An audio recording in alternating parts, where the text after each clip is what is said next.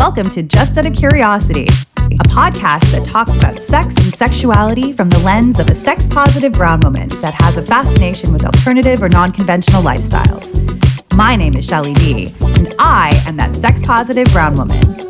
Over the course of several episodes, I'm excited to dive into topics that titillate my interests and make me ask my guests questions just out of curiosity. And so my curiosity today leads to me, Shelley D. Why should you care about what I have to say? Who am I? What is sex positivity? Why should you care? So many questions. I'm here to let you know why you should be listening to my curious thoughts and why talking about sex and human sexuality is important, sometimes more important than you think, especially in today's climate. I want to provide a safe space for myself to learn and grow because you're never done that journey, and hopefully provide that same space for you to grow on this journey with me. So, who am I, and why do you need to care about it? I may not necessarily be this at the heart of the definition, but nothing has resonated more than calling myself a third culture kid. It's the best way to describe something like being the child of immigrant parents. You have the one household culture, which my parents are from Indian descent and they're Catholic. It's a double whammy of some very traditional views. There was the culture of where I was living, Ontario, Canada, and going to school, which was more progressive than other aspects of my household. And then there's my identity, the mishmash of everything in between to form who I am. I've straddled the hemispheres of being a person of color in a white-dominated society. I've straddled the hemispheres of being born with a vulva and breasts, but wanting nothing more than to be treated like the boys. I totally have penis envy because of it. So much power with just one appendage mind boggles me. I want to be treated as such. There's just too many layers, and I hate labels.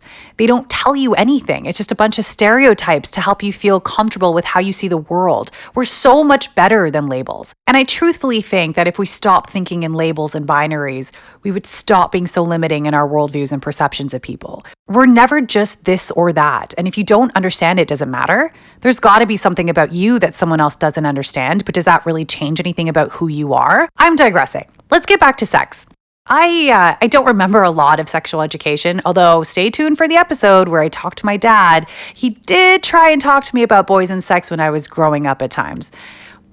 I never really felt comfortable telling him any of that stuff. But in the 80s, 90s, I came across the Sunday night sex show with Sooo. It was everything my prepubescent self needed to watch and learn. Here was this woman who just plainly talked about sex and answered as bluntly and directly as she could on every question every viewer or listener had. There was no shame. There was no laughter. She was there as a sex educator, and I was living for it. That did not exist in my life at all. I hear a lot of dissent from teaching sex education in schools, but let me tell you, hearing someone teach about sex, much like I was being taught about science and math in school, did a couple of things for me.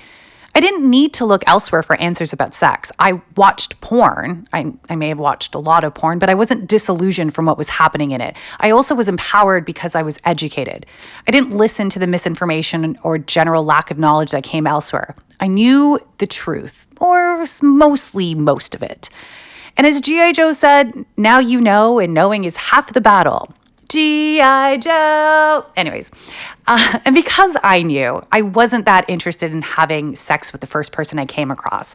I didn't have sex until I was 19 with my first boyfriend. Just because some woman was talking about it every Sunday, Sooo, didn't mean that it made me promiscuous. Which leads me to sex positivity. I've been asked, what is sex positivity? Because you are, does that make me sex negative? Does that make him sex negative? Does that make my parents sex negative? And to that, I always wonder why people think that they have to be on the opposite end of the spectrum if they don't think they are what I am. All that sex positivity means, it's a way of replacing shame with pleasure and judgment with freedom. Giving ourselves a safe space to embody, explore, and learn about sexuality and gender without judgment and shame, not making someone feel bad with their discomfort. Once you remove that shame, I find talking about other controversial things like rape and non-consent, sexually transmitted infections, menstruation, abortions, pregnancy becomes a little bit easier. It also allows for more dialogue across the board. Feminism, queerness, able-bodiedness, non-binary, two-spirit, transness, body image, all these things can start becoming more normalized. And so Here I am, someone who likes to say, "and so," a lot. I'm also someone who asks questions to try and make sense of this crazy world we live in.